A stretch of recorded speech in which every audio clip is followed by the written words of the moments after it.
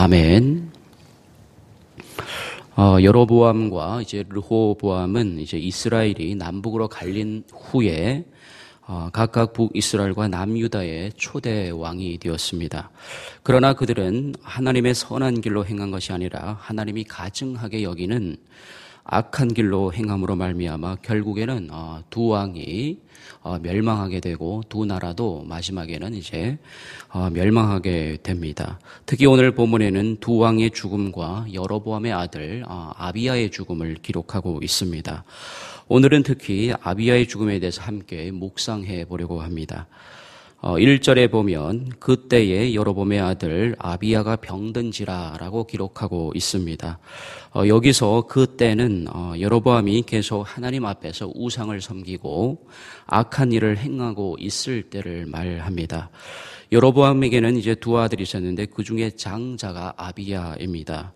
아비야라는 이름의 뜻은 여호와는 나의 아버지시다라는 뜻입니다. 어떻게 보면 여로보암은 이제 아들의 이름만은 잘 지은 것 같습니다. 아비야에 대해서는 그가 몇 살이고 몇 년도에 죽었는지 등 그의 이력에 관해서는 성경에 기록하지 않고 있습니다. 다만 오늘 본문 13절에 아비야에 대해서 다음과 같이 기록하고 있을 뿐입니다. 13절입니다. 온 이스라엘이 그를 위하여 슬퍼하며 장사하려니와 여로보암에게서 속한 자는 오직 이 아이만 묘실에 들어가리니 이는 여로보암의 집 가운데서 그가 이스라엘의 하나님 여호와를 향하여 선한 뜻을 품었음이라라고 기록하고 있습니다.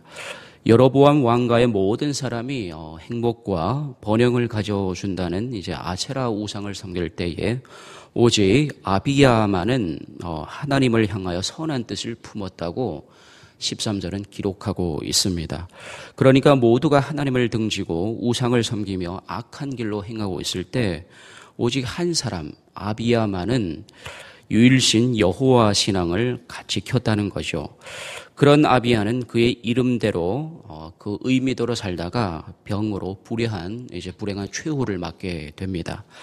여러분 오늘 본문은 이제 아비야의 생은 짧았지만 아비야의 죽음에 대해서 많은 지면을 할애하여 기록하고 있습니다.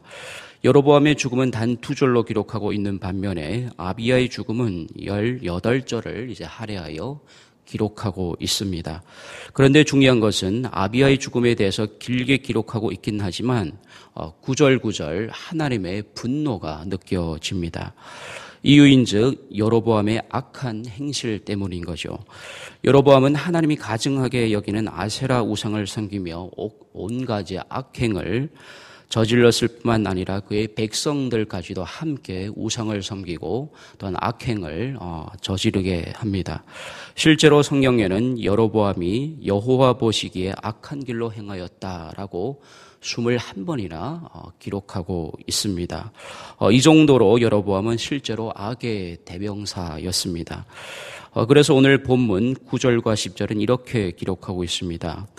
9절입니다. 내 이전 사람들보다 더 악을 행하고 가서 너를 위하여 다른 신을 만들며 우상을 부어 만들어 나를 노엽게 하고 나를 내 등 뒤에 버렸도다. 그리고 10절입니다.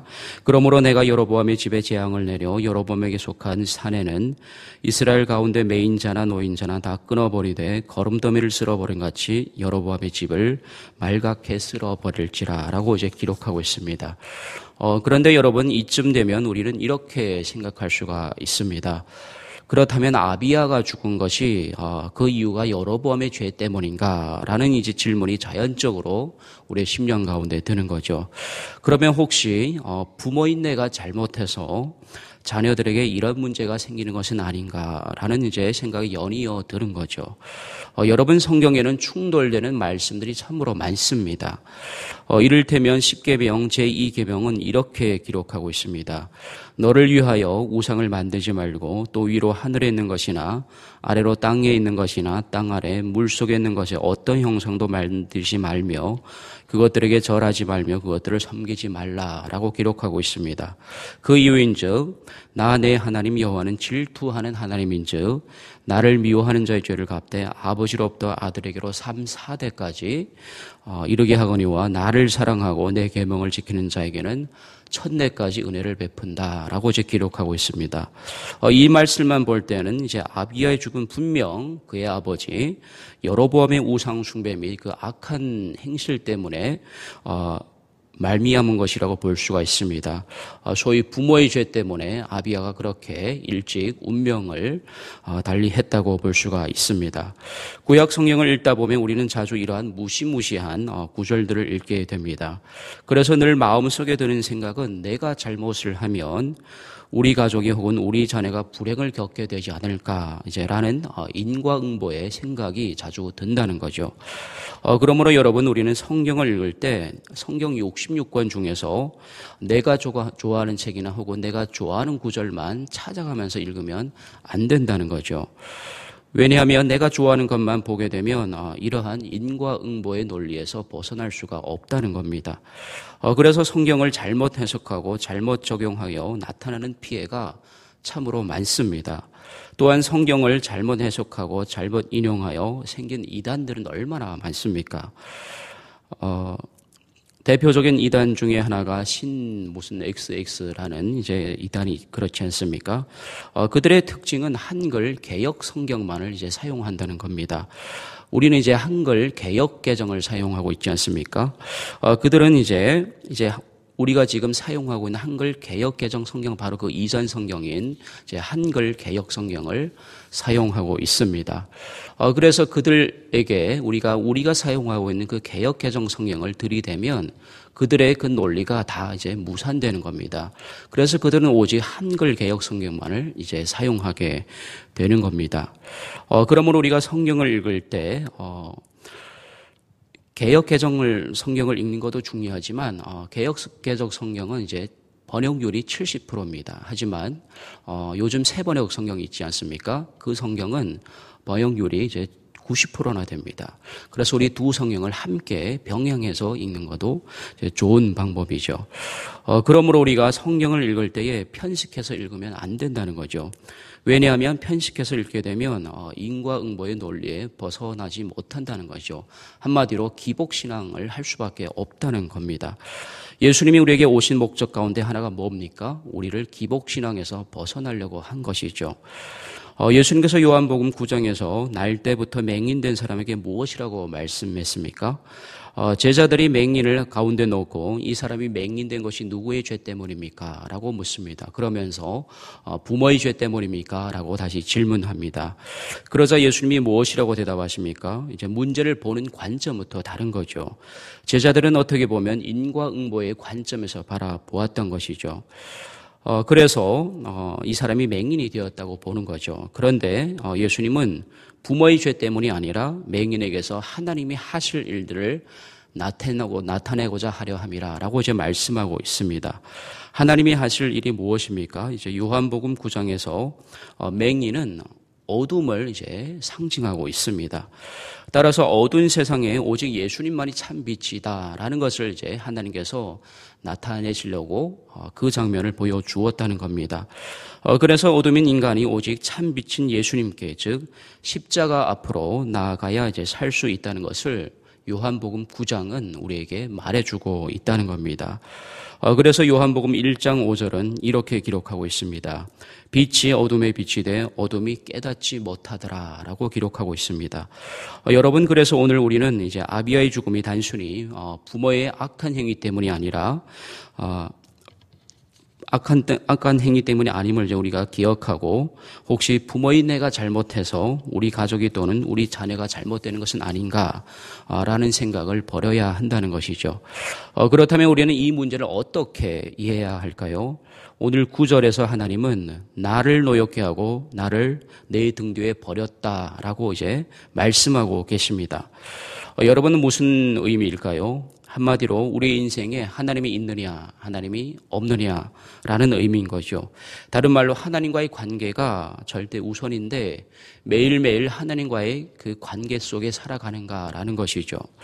우리가 하나님을 믿는다고 하면서 하나님과의 매일 매 순간의 관계가 없다면 그건 어떻게 보면 하나님을 내 등 뒤로 버렸다는 것이죠. 우리가 그리스도인이라고 하면서 매일 새벽 기도 나오고 매일 주일 예배 드리면서 우리가 하나님을 믿는다고 또한 예수님을 믿는다고 하면서 주일 예배도 나오면서 우리 삶의 문제만 집중한 나머지 정작 내 안에 와 계시는 예수님은 한 구석에 팽개치고 그러고는 있지 않는가라는 것이죠. 하나님은 애굽에서 이스라엘 백성을 이끌어내고 계약을 맺었죠. 다른 말로 관계죠. 어떤 관계입니까? 나는 내 하나님이 되고 너는 내 백성이 되리라라는 것이죠. 그런데 이스라엘은 늘 범죄함으로 이 관계를 깨트립니다. 여러분 구약의 메시지를 한마디로 요약하면 무엇일까요? 하나님께로 돌아오라라는 것이죠. 하나님이 여로보암이나 르호보암에게 원하는 것은 다시 하나님께로 돌아오는 것이었습니다. 그런데 그들은 끝까지 돌아오지 않았던 거죠.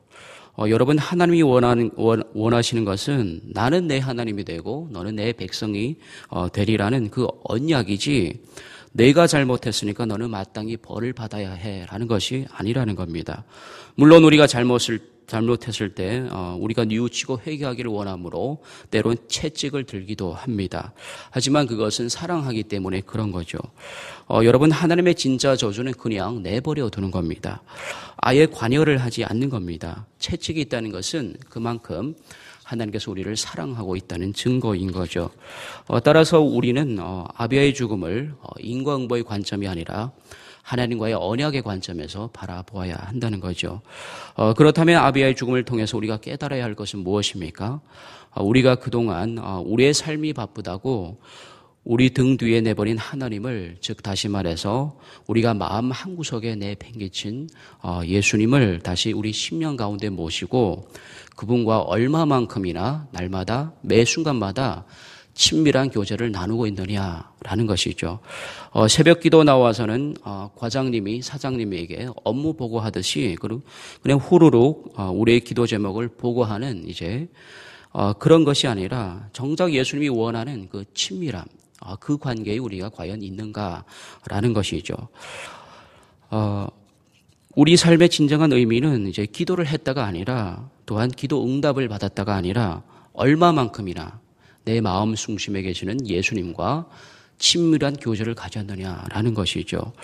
여러분 저나 여러분이나 염려를 참으로 많이 하죠. 사람인 거로 염려를 하지 않을 수는 없습니다.